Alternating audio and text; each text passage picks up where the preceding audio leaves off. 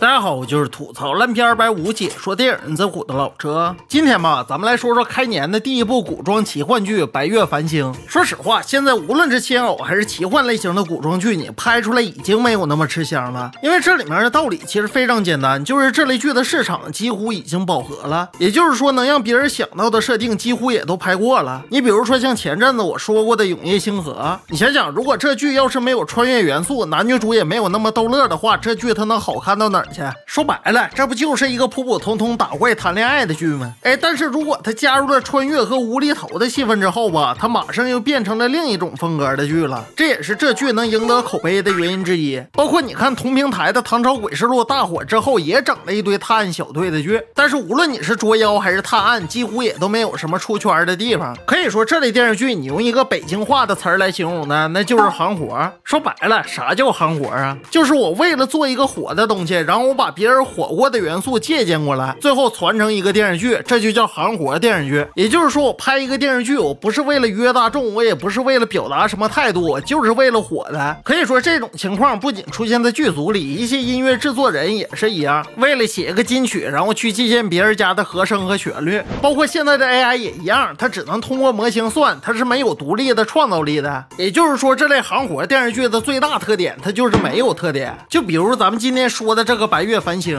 说实话，这剧老车看了10来集，确实没在逻辑上出现什么 bug。但是你说他拍的这个剧情惊艳吗？或者说你看这个剧的剧情有新鲜感吗？真的，别人的观感我不知道啊，反正这剧给我的感觉就是啥呢？就是花千骨加长相思加护心的结合体。你可以说女主的人设像花千骨，也可以说她像小妖，都是那种尊贵无比的体质，加上孤独的经历，再加上自立自强的性格。而男主这边呢，你可以说他像长相思里的相柳，也可以说他像护心里的天耀，反正都是那种前期冷酷无情，然后后期一直对女主好的傲娇男主，就有点像啥呢？就有点像苍兰诀里的东方青苍似的亦正亦邪。而如果你要说到这剧的世界观吧，其实和什么长相思啊，还有星落凝成糖的世界观都差不多，说的呢也都是人妖仙之间的爱恨情仇。而至于设定方面吧，其实和护心也都大差不差，只不过护心里的女主燕回是因为身上有一片护心林，所以说才和男主绑定的。而白月繁星里的女主白硕呢，是因为身体里有一块无念石才和男主走到一起的。所以说这剧你从剧情上就能看到很多剧的影子。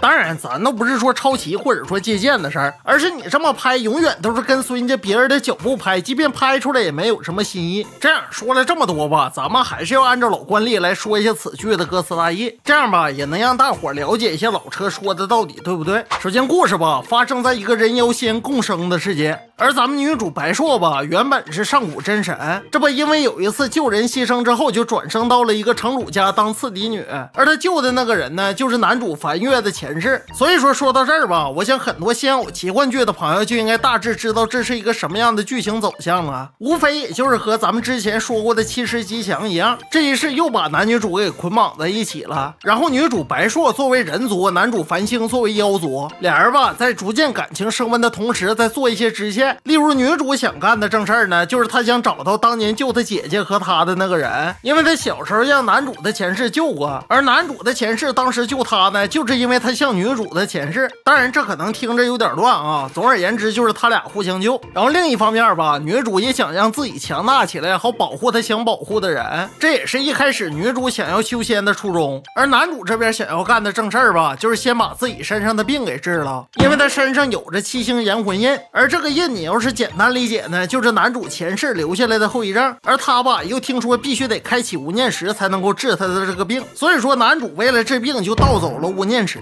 而没想到的是，就在男主在寻找治病方法的时候，在宁安城就遇到了女主，而女主呢又在机缘巧合之下把这无念石给吸收了，所以说男主此时不得不和女主合作，俩人展开一段冒险之路。这也是为什么我说这剧的剧情像护心的原因。应该这么说，你要从剧情和人设上来看吧，其实这剧没有什么太大的问题，但是没有问题它可不代表好看，因为白月繁星里面的一些设定和人设都是在其他已经成功的电视剧里被检验过的。也就是说老车的意思就是啥呢，就是你把这剧如果放在仙剑奇侠传和古剑奇谭的那个年代吧，它确实是一个合格的电视剧，因为以前确实没有人这么拍仙偶奇幻剧。但是如果你把这剧放在百花争鸣的今天，确实就没有那么吸引人了，因为你这里面的套路几乎都是别人用过的，而且剧剧情的本身也没有什么新意，说白了还是那些神魔之间爱来爱去的事儿。应该这么说，这剧是我唯一看过的一部支线剧情比主线剧情强的一个奇幻剧。真的，男女主怎么集齐5念解开无念石，说实话我一点都不感兴趣，因为扯来扯去到最后都是男女主后世的相认相爱，剧情呢也是理所应当的剧情。但是他这剧里面容仙幻境的那个故事，你别说还真挺吸引人的，甚至我感觉都比后面什么夜人城和静幽山的那个段落有意思。当然这剧吧，虽然说它剧情平庸，但是有一点它做的还是不错的，那就是这剧的制作方面，应该说起码在置景上它没有像其他剧做的那么廉价，而特效方面呢，在古装奇幻剧里也算是能排得上前10的一个作品了。反正怎么说呢，在特效的应用方面确实要比其他剧有力量感，而且这剧很多的动作戏也都没用替身，确实也是一个值得表扬的地方。说白了，起码演员用心去演了。但是如果你要说到这剧演员的演技问题吧，这剧我确实没办法恭维，因为这里面演员的演技确实也都一般。应该说除了女主白鹿能用原声以外，其他的用的也都是配音，而你用了配音之后吧，大伙也就看不见什么台词功底了。反倒是女主用了原声，而其他人没用原声会显得特别突出，就给人一种看回家的诱惑的那种感觉。虽然说男主用了原声，但是女主用的是韩语，然后女二用的是粤语，所以说对话的时候你就会感觉特别违和。而咱们今天要说的这个白月繁星也是这样的，有时候男主的配音确实不贴脸，甚至有些情况下配音演员的语言情感和男主的表情都对不上。真的不信大伙你可以好好翻翻剧情，看看老车说的对不对。当然除了这些以外，这剧的置景做的其实也挺不错的，应该说对比同类型的剧里，它的色彩用的也比较大胆，而建筑风格吧和其他国产奇幻剧其实也不太一样。怎么说呢，也算是这剧为数不多的优点之一了。所以你要让我评价这部剧吧，我只能说除了制作比较良心以外，其他的什么演技啊还有剧情确实也都一般。当然在网上也有不少人说女主的这个人设有点割裂。为什么这么说呢？可能看过剧的朋友都知道，女主的父亲是在第5集被冷泉宫下毒间接给毒死的，而女主吧在家中突逢变故之后，始终还是我行我素的性格。所以网上有很多朋友就觉得女主的这个人设有些不符合常理，因为你家中遭遇这么大的变故，不可能性情一点都没变。说实话，如果你要说到这点吧，我还是可以理解的，因为这个剧它就不是一个现实层面的剧，而女主的前世呢，她本来就是上古的真神，所以说在她的性格上也不可能变多少。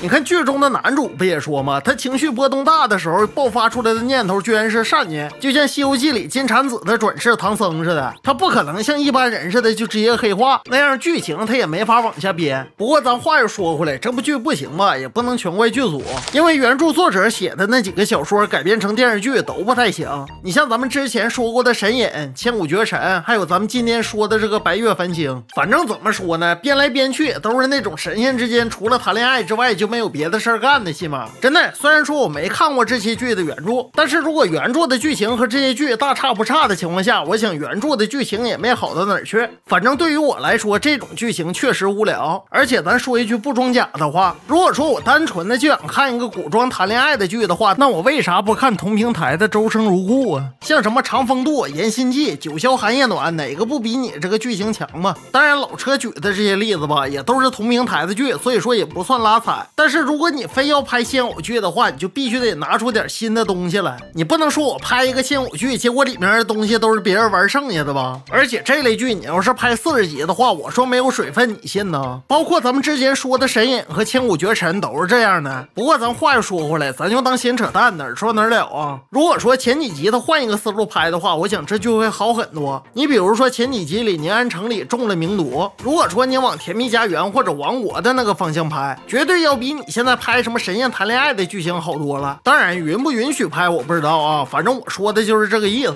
而且说实话，剧里的妆造我感觉和釜山行里的行尸走肉也没啥区别。当然老车说到这儿吧，可能有点跑题了，但是归根结底，你要是让我评价这个剧呢，我只能用12个字来形容，那就是剧情乏味，演技一般，制作优良。所以说你要让我打分吧，我也就能给到6分。而且这剧绝大多数的加分项呢，也都是制作上的。当然如果说你就把它当成一个肥皂剧看的话也行，但我还是推荐你看这里面的支线剧情，因为这里面的支线剧情比主线剧情更有人味儿。而且说实话，这里面有些配角的 CP 感都比男女主要强。行了，咱们今天就侃到这儿吧，我是老车，咱们下期再见。